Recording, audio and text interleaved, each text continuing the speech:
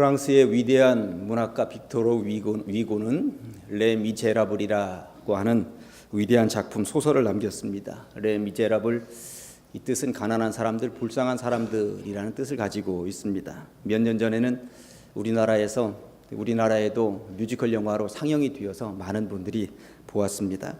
주인공 장발장은 날품팔이 노동자였습니다. 하루하루 겨우 벌어서 먹고 살아야 하는데 혼자만 먹고 사는 게 아니라 여동생과 조카 7명을 먹여 살려야만 했습니다. 그런데 날품팔이 수입 가지고는 다 먹여 살릴 수가 없는 거예요. 굶주리고 있는 조카들을 어떻게든 먹여야 되겠다는 생각을 가지고 있다가 빵을 훔치게 되었습니다. 그리고 잡히게 되었죠. 그리고 5년형의 선고를 받습니다.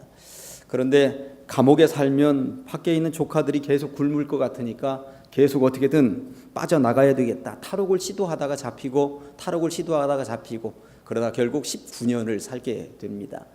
19년 동안 만기 출소하게 되었는데 중년이 사내가 된 장발장은 자신의 잘못을 뉘우치기도 했습니다만 사회에 대한 엄청난 적개심을 가지고 있었습니다.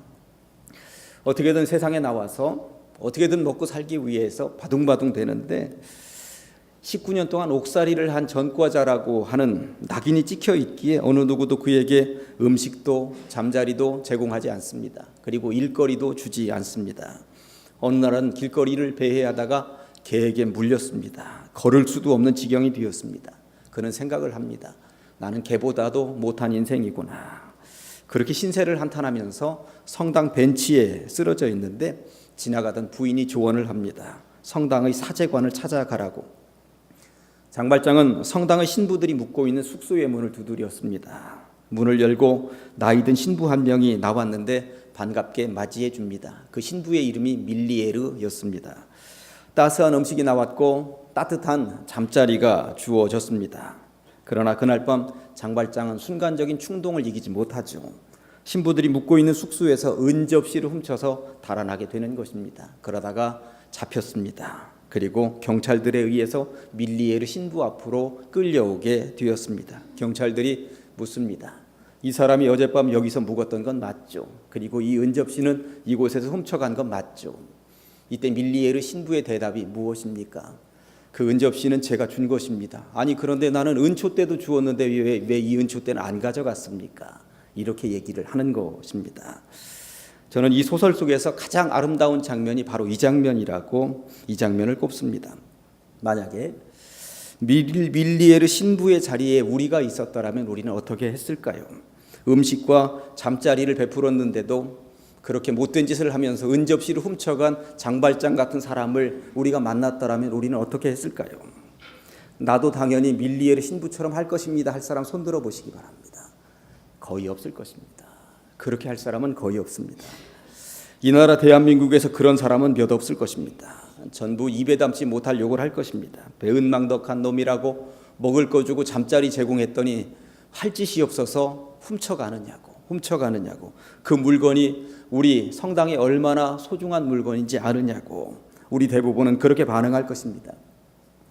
물론 소설입니다만 장발장을 다시 태어나게 한 것은 밀리에르 신부의 말도 안 되는 선의였습니다.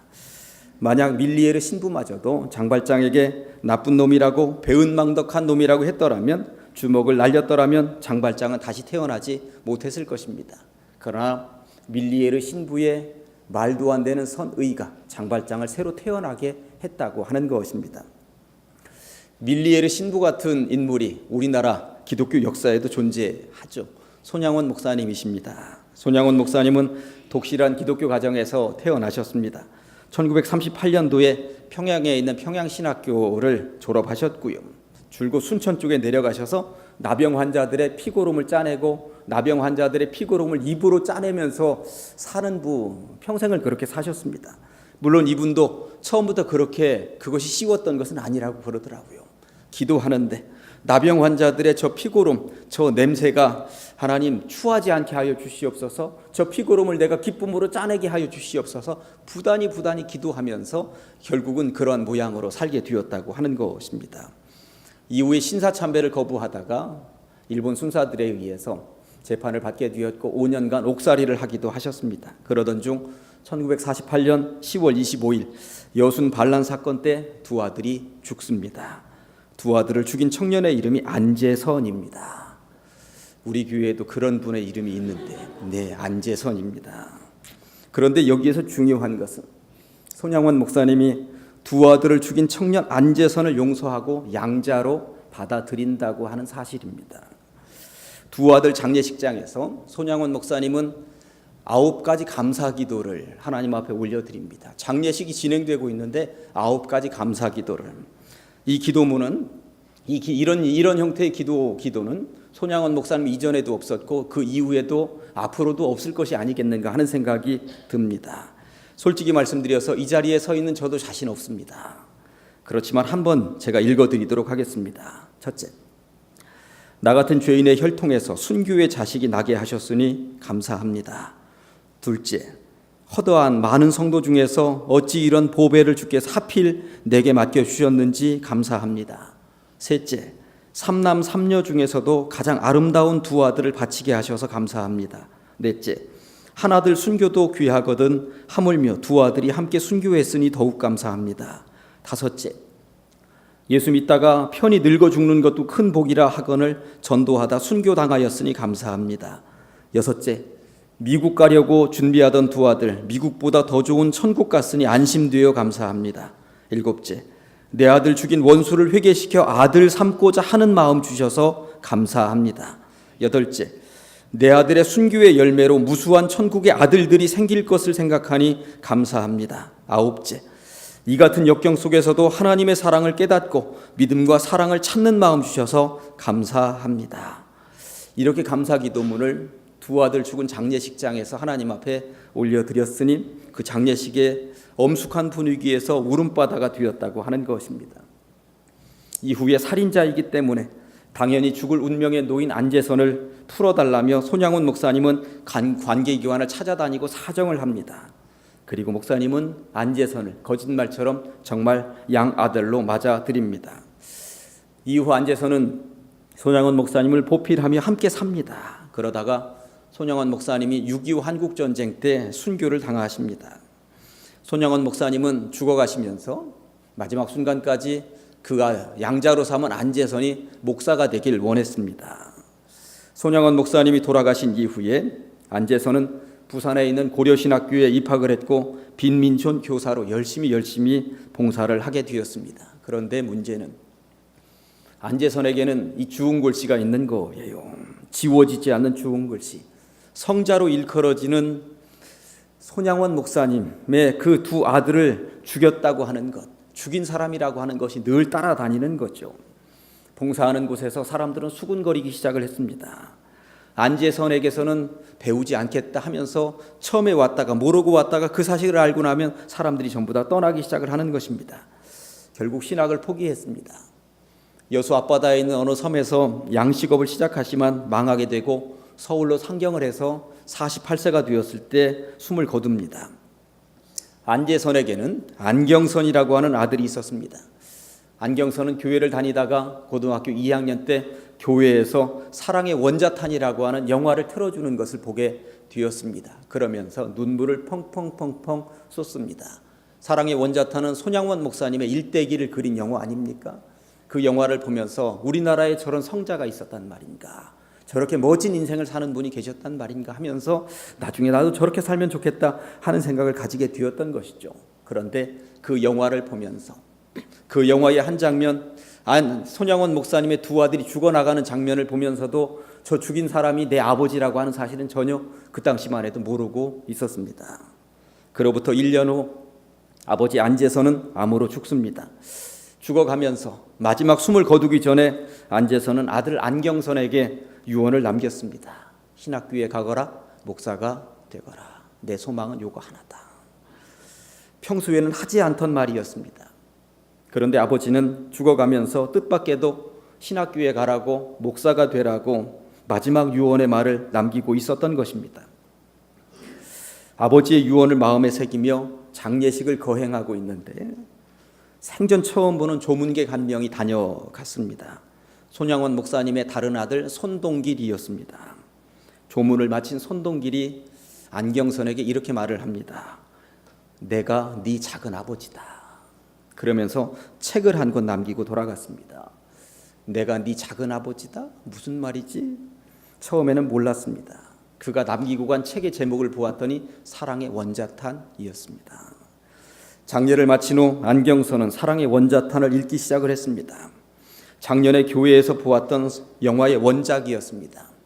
안경선은 이 책을 통해 엊그제 돌아가신 자신의 아버지 안재선이 손양원 목사님의 두 아들을 죽인 주인공이라는 사실을 그때서야 알게 되었습니다.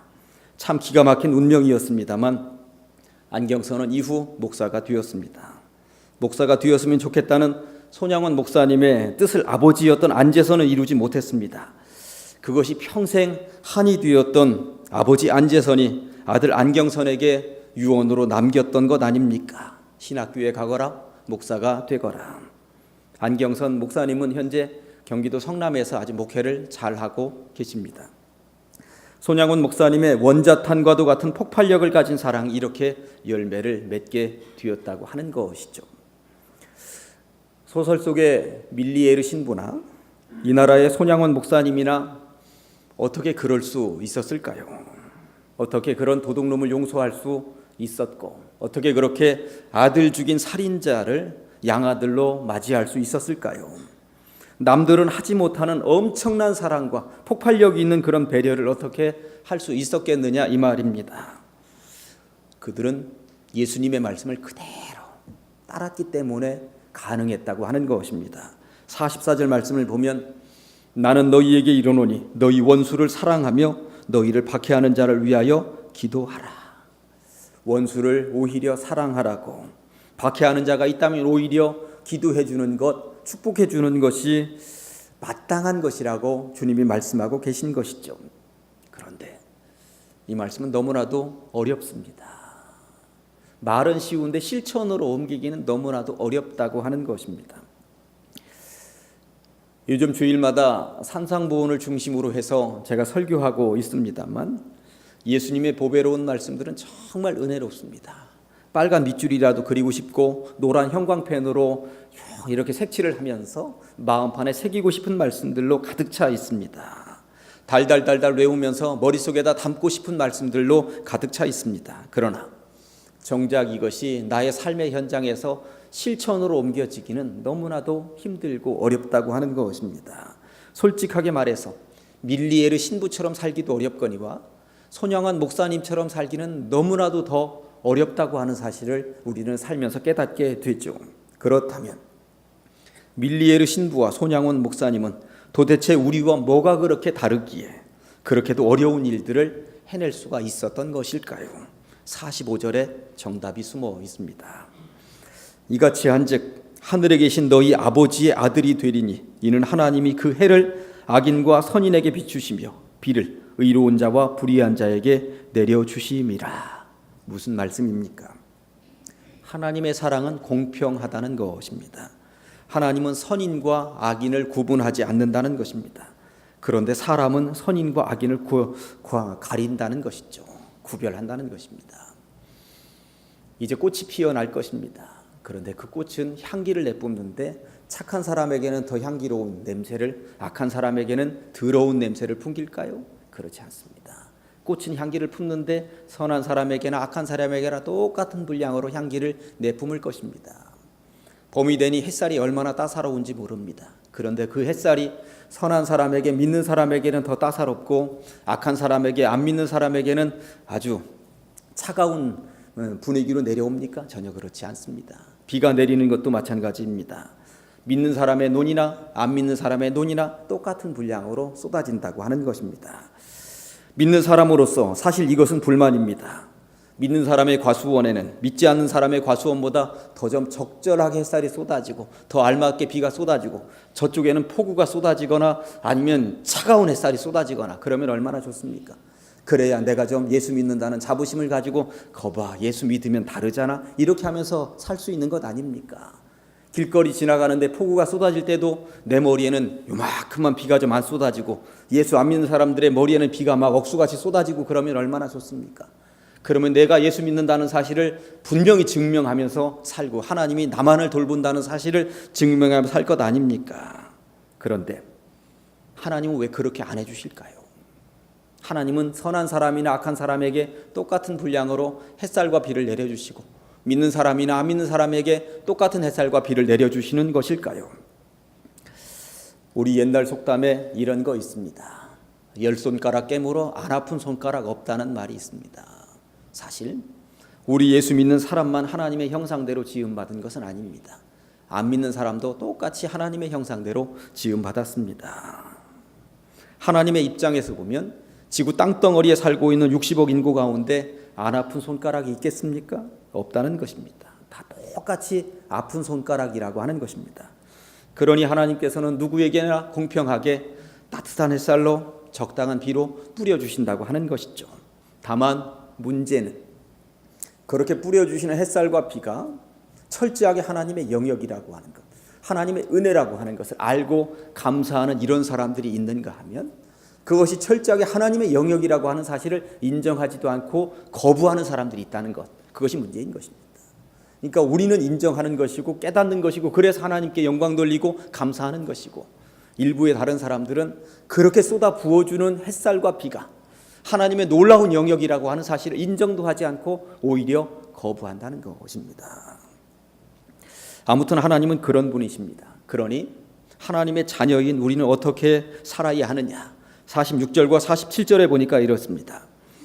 너희가 너희를 사랑하는 자를 사랑하면 무슨 상이 있으리요? 세리도 이같이 아니하느냐? 안 믿는 사람도 이같이 아니하느냐? 불교인도 이같이 아니하느냐? 무슬림도 이같이 아니하느냐? 이 말이죠. 또 너희가 너희 형제에게만 무난하면 남보다 더한 것이 무엇이냐? 이방인들도 안 믿는 사람도 불교인도 무슬림도 이같이 아니하느냐? 이런 말씀인 것입니다. 세상을 향한 하나님의 사랑은 열 손가락 깨물어 안 아픈 손가락이 없는 수준의 사랑이니 세상 수준의 사랑에 머물지 말고 하나님 수준의 사랑을 좀 배워서 살아보라고, 그게 바로 내가 원하는 방식이라고 주님은 지금 말씀하고 계신 것입니다. 그게 바로 밀리엘의 신부의 사랑이요 손양원 목사님의 사랑이었던 것이죠. 우리 속담에 보니까 미운 놈 떡 하나 더 준다 이런 말이 있어요. 제가 세상 살다 보니까 하나님은 믿는 사람보다 안 믿는 사람에게 가끔 더 선물을 주시는 것처럼 그쪽이 더 잘 살게 될 때 이런 경우들 보더라고요. 그런 경우 있습니다. 분명히. 왜 그러실까요? 깨닫게 하려고. 하나님의 사랑이 어떤 것인지 깨닫게 하려고 그러시는 것 아닙니까? 그런데 그런 바보들이 그걸 깨닫지 못하는 거죠. 아무튼 밀리엘의 신부든 손양원 목사님이든 미운 놈들에게 떡 하나씩 더 주었더니 장발장도 깨달았다는 것이요 안재선도 깨달았다는 것입니다. 그 사랑이 얼마나 큰 사랑인지 깨닫게 되었다고 하는 것입니다. 부디 비읍기는 이런 하나님의 사랑을 배우시기를, 그래서 이 시대의 밀리엘의 신부처럼 손양원 목사님처럼 사랑의 사람으로 살아가시기를 주님의 이름으로 간절히 축원합니다. 그런데 이 문제는 그 사랑이 식는다는 거예요. 누구든 처음에는 다 뜨거웠습니다. 어떤 사랑이든 할 수 있었을 것 같습니다. 하나님께서 우리들에게 가르쳐 주셨던 그 사랑 우리도 할 수 있었을 것 같습니다. 밀리엘의 신부처럼 손양원 목사님처럼 우리도 할 수 있죠. 그렇게 말할 수도 있습니다. 그런데 문제는 지속적이지 않다는 것이 문제입니다. 그래서 늘 이 가슴을 열어서 내 가슴 속에 아직도 하나님의 사랑이 뜨겁게 불붙고 있는지를 살펴야 된다고 하는 사실입니다. 어느 집사님 부부가 다투었다고 그러죠. 화가 난 남편은 서재로 문을 꽝 닫고 들어가 버렸습니다. 그리고 컴퓨터를 열어서 인터넷을 이리저리 뒤적거립니다. 그러다가 인터넷 서점을 들어가게 되었는데 책 한 권이 눈에 확 들어왔습니다. 책 제목은 필립 얀시의 내 안에 하나님이 없다는 책이었습니다. 그래, 이 책이다. 이 책의 제목을 보고 내 속에 하나님이 없어서 그런 거야 생각을 했더라면 얼마나 좋습니까? 내 아내에게 하나님이 없으니까 아내가 저렇게 나한테 대들지. 하나님 저 아내에 하나님의 마음이 없는 거야. 이 책을 사다 주자. 요즘은 책 주문하면 얼마나 빨리 옵니까? 그날 밤에 책 주문했는데 다음날 회사로 책이 날라왔습니다. 퇴근하면서 그 책을 가지고 아내에게 선물이라면서 주었습니다. 그랬더니 아내도 나도 오늘 서점에 가서 책 한 권 샀는데 하면서 남편에게 책을 내밉니다. 책 제목을 보았더니 내 안에 하나님이 없다. 서로 간에 내 안에 하나님이 없다는 책을 주고받은 거예요. 그런데 서로의 마음속에는 내 안에 하나님이 없는 게 아니라 네 안에 하나님이 없다고 서로 주장을 하고 있었다고 하는 것 아닙니까? 사람들은 보통 이렇게 생각을 합니다. 그 신앙이냐고 개떡 같아서. 저것도 목사라고, 저것도 장로라고, 저것도 권사라고 하면서 남들을 정죄합니다. 그리고 그 사람 안에 하나님이 없다고, 하나님이 없는 요소들이 무엇인가 자꾸만 찾으면서 욕을 합니다. 대부분의 사람들은 내 탓이오를 하지 않고 네 탓이오를 하는 것입니다. 그러나 올바른 신앙은 너에게 문제가 있다가 아니라 나에게 어떤 문제가 있는지를 찾는 것이죠. 밀리에르 신부와 같은 마음, 손양환 목사님 같은 행동은 네 안에 하나님이 계실 때 가능한 것이 아닙니다. 오히려 내 안에 하나님이 계시면 가능하다는 사실입니다. 내 안에 아직도 하나님이 펄펄 살아뛰고 계신가? 펄펄 살아뛰고 계시다면 우리도 그들처럼 살 수 있다는 것입니다. 가끔 사업을 하시는 성도님들로부터 상담 요청을 받을 때가 있습니다. 사업을 하시면서 겪는 소소한 일상들을 말씀하시는데 영업을 하다 보면 표현이 좀 죄송합니다만 별 거지 같은 고객들을 만날 때가 있다는 거예요. 그러면 금방이라도 10원짜리 욕이 막 일리 막 튀어나올 것 같고요. 침이라도 뱉어주고 싶고 불끈진 주먹을 한 방 날리고 싶은 생각들이 막 불일 듯이 일어날 때가 너무나도 많이 있다는 것입니다. 그런데 참았노라고, 참을 수밖에 없었노라고. 집에 있는 아내 생각도 나고 자식들 생각도 나고 그래서 참을 수밖에 없었노라고. 내가 그래도 교회의 장로인데, 교회의 권사이고 집사인데 하면서 참았노라고. 퇴근해서는 큰 양푼에다가 냉장고에 있는 모든 반찬이란 반찬, 나물이란 나물은 다 집어넣고 밥도 집어넣고 고추장도 평소보다 2숟가락 더 집어넣어가지고 막 비벼가지고 우적우적 씹어 먹었노라고. 낮에 다녀간 그놈 얼굴 생각하면서 씹어 먹었노라고. 그렇게 먹는데 왜 이렇게 눈물이 나는지 모르겠더라고.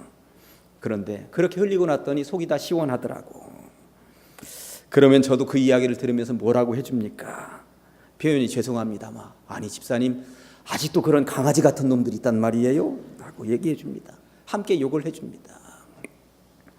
그러면 상담을 하러 오셨던 그분이 속이 다 시원하다고. 그러면서 마지막에는 이렇게, 내가 참길 잘했다고, 참길 정말 잘했다고. 그래도 나를 화나게 한 그 사람도 무슨 일이 있었던가 봐요. 나만 날아오기 전에 무슨 화나는 일이 있어서 그랬던가 보죠. 오히려 풀려서 이제는 그 사람을 축복하는 경우를 보게 됩니다. 그런 거더라고요. 오늘 하나님의 마음을 품고 크게 한번 쏘시죠. 어떻게 하면 크게 쏘는 것일까요? 용서하는 거예요. 그리고 오히려 그를 위해서 기도해 주는 것, 축복하는 것. 이게 바로 주님이 원하시는 방법이라고 하는 것입니다. 어떻게 가능하다고? 내 속에 하나님이 펄펄 살아뛰면, 내 속에 하나님이 살아계시면 가능하다고 성경이 말씀하고 있습니다. 이 땅을 살아갈 때 수없이 많은 도둑놈 장발장들이 있고요. 이 땅을 살아갈 때 수없이 많은 살인하고 있는 안재선 같은 인물들이 있습니다. 이들은 왜 이런 짓들을 하면서 살고 있는 것일까요? 지금 자기들이 무슨 짓을 하고 있는지 알지 못하기 때문에 그런 짓거리들을 하면서 살아가고 있는 것 아니겠습니까? 장발장은 자기 스스로 인생을 얼마나 망치고 있는지를 몰랐기 때문에 빵을 훔쳤던 것이고 탈옥을 시도했던 것이고 성당에서 은접시를 훔쳤던 것입니다. 안재선도 그렇습니다. 자기 스스로 무슨 짓을 하고 있는지를 몰랐기 때문에 두 사람을 죽였던 것 아닙니까? 예수님 시대에도 장발장이 있었고 안재선이 있었다고 하는 것입니다. 유대인 무리들은 예수님을 향하여 욕을 하고 침을 뱉으며 조롱했습니다. 로마의 군사들은 채찍질하며 예수님을 십자가에 못 박았습니다. 그런 이들을 향하여 예수님께서는 이렇게 말씀하셨습니다. 아버지, 저들을 사하여 주옵소서. 자기들이 하는 것을 알지 못하나이다. 자기들이 지금 무슨 짓거리를 하고 있는지 알았더라면 저들이 정말 저렇게 했을까요? 모르기 때문에, 지금 무슨 짓을 하고 있는지 모르기 때문에 저러고 있는 것 아닙니까? 몇 년 후에 초대교회에 핍박이 들이닥쳤습니다. 바울을 중심으로 한 유대 무리들이 스데반 집사님을 향하여 돌멩이를 집어 던집니다. 스데반 집사님은 죽어가면서 이렇게 말을 합니다. 주여, 이 죄를 그들에게 돌리지 마옵소서. 예수님과 똑같은 분량으로 그들을 용서하는 것입니다. 뒤에는 안 붙어 있습니다만 예수님과 똑같은 마음이었을 것입니다. 자기들이 지금 무슨 짓을 하는지 모르기 때문에 나를 향해서 저렇게 돌멩이를 집어던지고 있는 것 아닙니까? 이제 말씀을 정리합니다. 오늘날 이 시대에도 불의하게 사는 장발장도 있고 불의하게 사는 안제선은 있습니다. 아주 많습니다. 우리들 주변을 어슬렁거립니다. 그러다가 우리에게 해코지를 할지도 모릅니다. 그런데 이들을 다시 살린 사람들이 있었다고 하는 것이죠. 밀리에르 신부가 그랬다는 것이고 손양원 목사님이 그랬다고 하는 것입니다. 어떻게 그럴 수 있었다고요? 하나님이 어떤 분인지를 제대로 알고 있었기 때문에 가능했다는 것이고 하나님이 그들 가슴속에 펄펄 살아뛰고 있었기 때문에 가능했다고 하는 것입니다. 가슴을 열어서 한번 보시기 바랍니다. 나는 하나님이 어떤 분이신지를 제대로 알고 있는지, 처음 사랑을 놓치지 않고 하나님은 아직도 내 가슴속에서 펄펄 살아뛰고 있는지, 그래서 오늘날 우리들 주변을 맴돌고 있는 도둑놈 같은 장발장과 살인자 같은 안제선을 거듭난 장발장과 거듭난 안제선으로 만드는 주인공이 될 수 있는지 부디 비웃기는 그런 주인공들이 다 되시기를 주님의 이름으로 간절히 축원합니다. 기도하십니다. 하나님 아버지 감사합니다. 세상 사람들이 다 아는 방식으로 살면서 거기에 만족하기도 했습니다. 오히려 세상 사람들보다도 못한 삶을 살았는지도 모르겠습니다. 주님 용서하여 주시옵소서. 이제 말씀에 따라 선으로 악을 이기는 주의 백성들이 되게 하여 주시옵소서. 내 안에 하나님이 살아계시면 어떤 혹독한 훈련의 과정도 다 이겨낼 수 있는 줄로 믿사오니 주님의 성령이 우리의 마음을 주장하여 주시옵소서. 그리고 주님의 온전한 사랑을 세상에 전하기 위하여 원수까지도 사랑하는 그 놀라운 사랑으로 축복하여 기도하며 베풀며 살아가게 하여 주시옵소서. 예수님의 이름으로 기도합니다. 아멘.